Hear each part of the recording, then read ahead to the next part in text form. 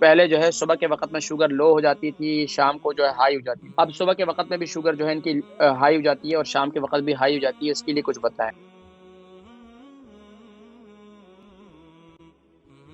جی السلام علیکم ورحمۃ اللہ وبرکاتہ۔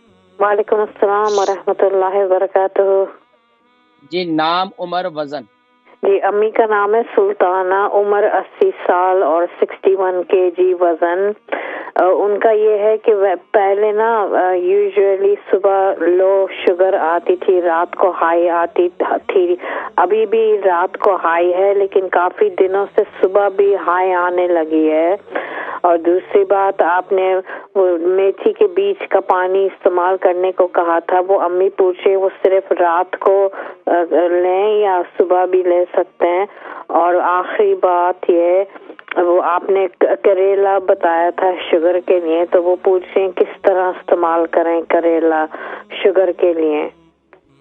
ٹھیک ہے، پروگرام دیکھیں، میں ذکر کرتا ہوں۔ 80 سال ان کی عمر ہے، 61 kg ان کا وزن ہے۔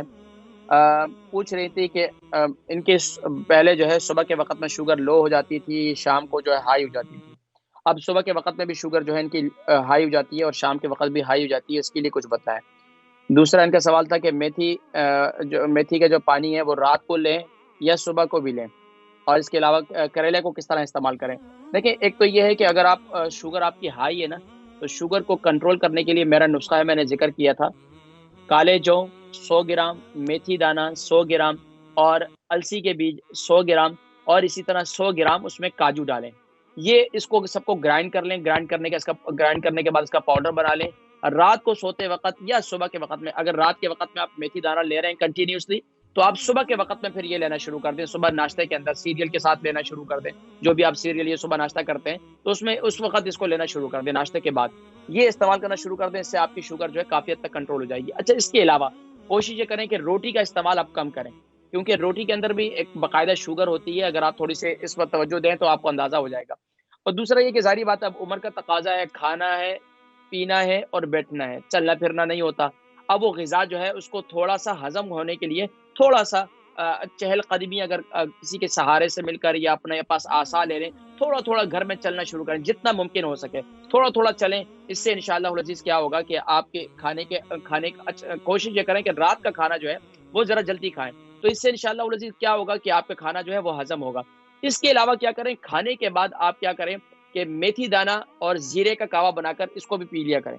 میتھی دانہ اور زیرے کا کہوا بنا کر اس کو کھانے کے بعد آپ استعمال کر لیں، میتھی دانہ 1 چمچ اور زیرہ جو ہے وہ بھی ایک چمچ، اس کا کہوا بنا لیں، کھانے کے بعد اس کو تقریباً آدھے گھنٹے کے بعد اس کو پی لیا کریں۔ اس سے بھی انشاءاللہ آپ کو کافی فائدہ ہوگا، اور صرف کھانا ہضم ہی نہیں ہوگا بلکہ اس سے انشاءاللہ آپ کی شوگر بھی انشاءاللہ سے کنٹرول رہے گی۔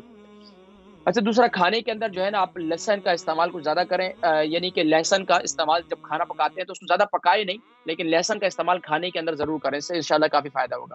اچھا، میتھی کا پانی رات کو لیں، صبح بھی لیں، رات کو بھی لے سکتے ہیں، صبح کے وقت میں بھی، رات کو تو گیلا کریں گے، صبح لیں گے تو یہی پانی آپ رات کو بھی لے سکتے ہیں، کوئی حرج نہیں ہے، کوئی مذاقے کی بات نہیں ہے۔